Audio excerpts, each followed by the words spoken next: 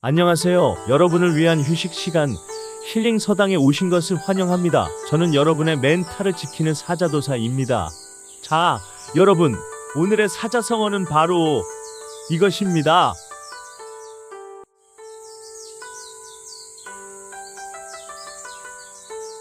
당나라 헌종 시절 조정은 그야말로 대환장 파티였습니다. 나라를 돌봐야 할 대신들은 아침부터 저녁까지 손가락질하며 싸우기 바빴죠. 이게 다 네 탓이다.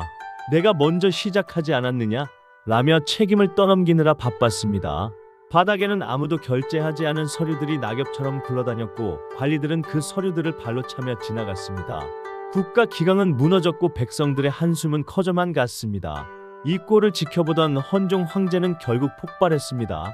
옥자에서 일어나 용상을 쾅 내리치며 호통을 쳤죠. 짐이 이 나라의 주인인데 어찌 수족이라는 자들이 이토록 무책임하단 말이냐? 당장 해결책을 내놓아라. 하지만 대신들은 잠시 고개를 숙이는 척할 뿐 속으로는 오늘만 대충 넘기자는 얄팍한 생각뿐이었습니다.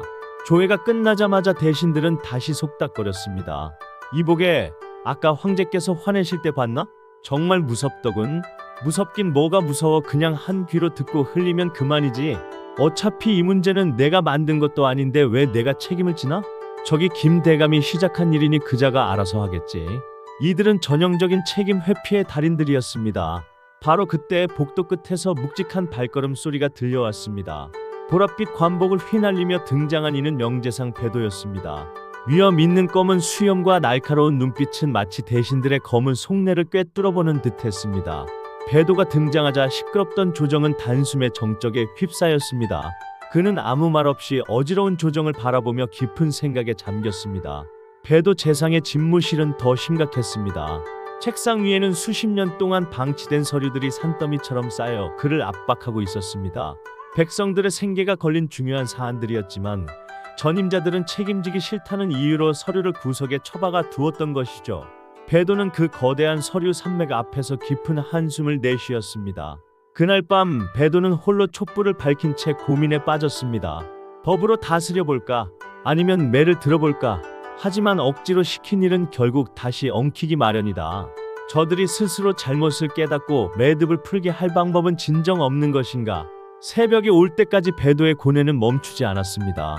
다음 날 아침 배도는 지혜를 구하기 위해 깊은 산속 사찰로 향했습니다. 자욱한 안개를 헤치고 도착한 그곳은 세상의 소음에서 벗어나 오직 자연의 소리만이 가득했습니다. 배도는 그곳에서 엉킨 마음의 실타래를 풀 단서를 찾고자 했습니다. 산사 깊은 곳 배도는 인자한 미소의 노스님을 만났습니다.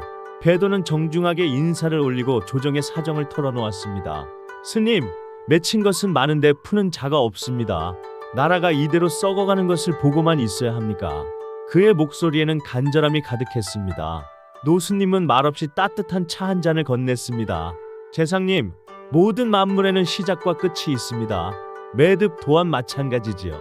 그 매듭을 묶은 손길만이 그 매듭이 어떻게 꼬였는지 가장 잘 아는 법입니다. 스님의 목소리는 평온하지만 단단했습니다. 스님은 창밖에 늙은 나무를 가리켰습니다. 나무는 칡넝쿨이 감겨 숨조차 쉬기 힘들어 보였습니다. 저 나무를 보십시오.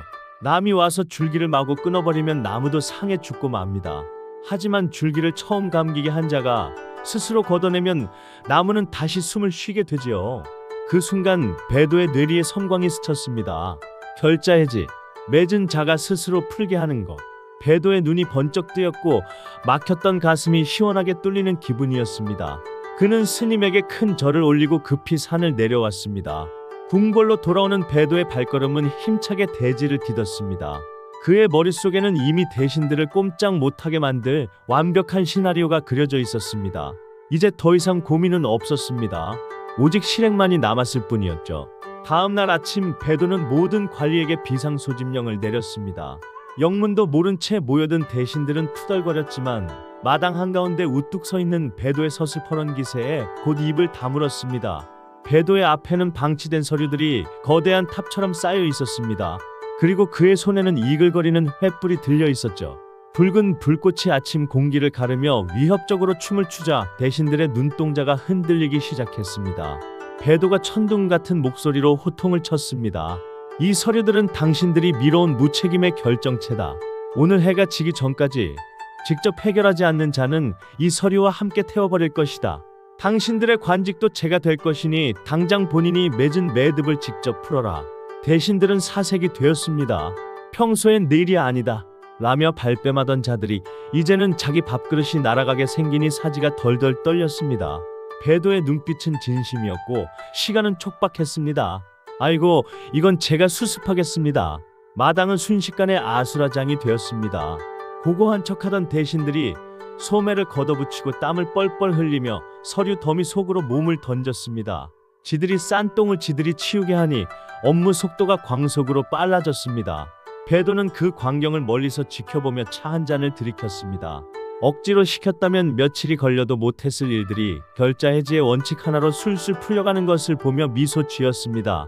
진정한 리더는 스스로 움직이게 만드는 자임을 증명한 것이죠. 며칠 뒤 지저분했던 조정은 깨끗해졌습니다. 산처럼 쌓였던 서류들은 모두 해결되었고 대신들의 얼굴에는 처음으로 책임감이 감돌았습니다. 황제는 이 놀라운 광경을 보며 찬사를 아끼지 않았습니다. 나라의 기틀이 비로소 바로 서게 된 것입니다. 모든 사태를 수습한 배도는 조용히 궁궐 문을 나섭니다. 매듭을 잘 푸는 것도 중요하지만 처음부터 매듭을 꼬지 않는 마음이 더 귀한 법이지. 석양을 등에 지고 걸어가는 그의 뒷모습은 진정한 현자의 풍모를 풍겼습니다.